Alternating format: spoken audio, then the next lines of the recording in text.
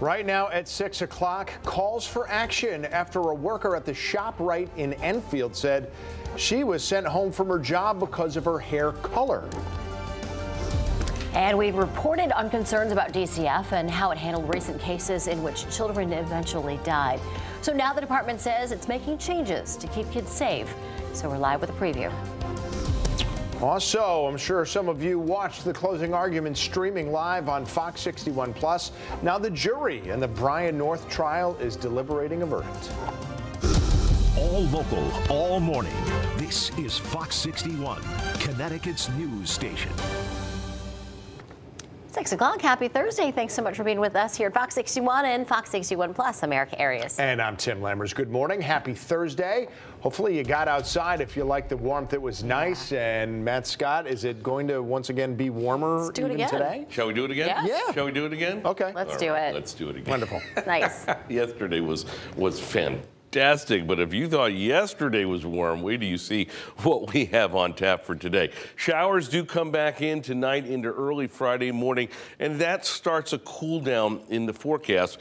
But that cool down, it's a big cool down, takes us back to where we should be. Shows you how warm it is. Satellite radar pictures, mostly quiet, beautiful start to the day.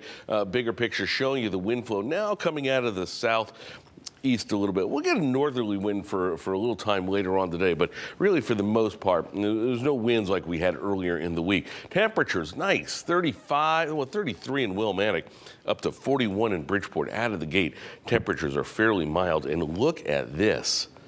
It's maybe the first time in a while I can say, parents, if your kids want to go out in shorts, and you know you have that fight every winter, let them today. We have lots of sun, 65 degrees later on. Now, listen, that's not going to last.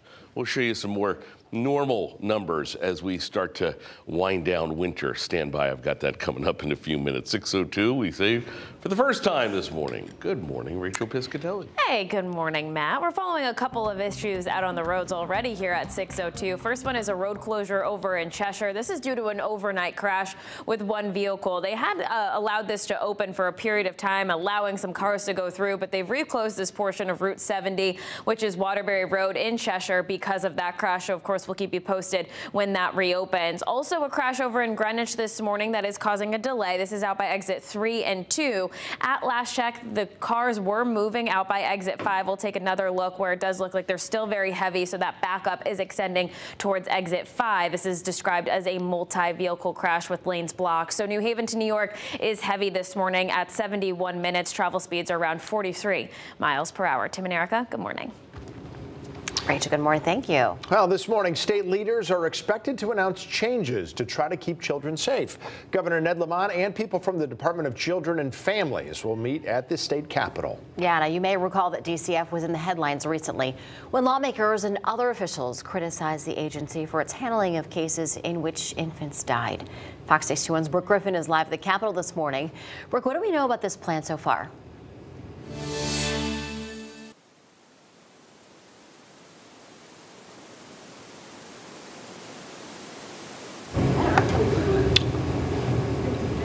Unfortunately, we had a problem with Brooke's microphone. We know the announcement coming at 10 o'clock at the Legislative Office building. So if we can get back to Brooke in the next couple of minutes, we will. If not, we'll check back in with her in about half an hour to an hour. Yeah. Well, meantime, a woman says that she was told to go home from her job for having streaks of red in her hair. And now leaders from the NAACP are calling for accountability. Now, we're told that this happened at the ShopRite in Enfield. Andrew Pinnock says that his 18-year-old daughter, Dior, worked at the store for just over 2 months as a shopper for online orders. One day, he says that she was sent home and told not to come back until the red was out of her hair. He says that he went to the store to get some answers. Went inside, the first thing I did was scan the place. Immediately, I see a couple people with multicolored hair. I see people walking around with piercings. So I go to customer service, ask for the manager. He says after speaking with the HR manager, he was given a store-branded do-rag to give to his daughter, but that it was only a temporary fix. Now, if you don't know, Connecticut does have a law on the books. It's called the Crown Act. It stands for creating a respectful and open world for natural hair. The law bans discrimination on the basis of hairstyles that are associated with race. State Representative Robin Porter, who helped write the Crown Act, said that the store broke that law. Are we saying that her hairstyle prevents her from doing the job that she was hired to do? This is a protective hairstyle. The NAACP says it's organizing a demonstration outside the store scheduled for sometime next week. We have reached out to ShopRite for a comment. The store hasn't responded, though, as of this morning. Jurors in the Brian North trial will resume their deliberations this morning. As we await a verdict, let's recap yesterday's closing arguments by the state and defense. They were given an hour to speak directly to jurors. Now, Trooper Brian North has been charged with manslaughter for shooting and killing 19-year-old Mubarak Suleiman after a police chase in 2020. The defendant fired 7 shots in 1.4 something seconds. 7 shots right to the chest, killing Mubarak Suleiman. I submit to you folks, that's manslaughter. You can't kill somebody unless they're posing a lethal threat to somebody else. And you can't do that. That's against the law to do that. And I submit that's what happened here. Being a police officer is a really difficult job. How did Trooper North act recklessly with an extreme indifference to human life, with indifference which is the greatest departure from the ordinary, in doing his job? But if the officers on the right side of the car themselves said they feared death or serious physical injury, why is it not reasonable to think that Trooper North could have felt the same? So Fox 61 will bring you live team coverage of the jury's verdict in this trial when it happens, and we will have that for you on air, online, and streaming on Fox 61 Plus. The man who helped State Representative Miriam Khan during an attack last summer appeared in court yesterday. Jason Spencer was arrested on charges that he assaulted Andre Desmond, who was accused of assaulting Khan outside of a prayer service in Hartford. Spencer's hearing yesterday was to find out if he's eligible for his case to be dismissed. The judge did not make a ruling. Khan says that Spencer's quick actions to subdue Desmond may have been what saved her life. Came here today hoping that we would be at least able to put some parts of this behind us, that Jason would be able to move on with his life, and to have us wait another additional 6 weeks to review.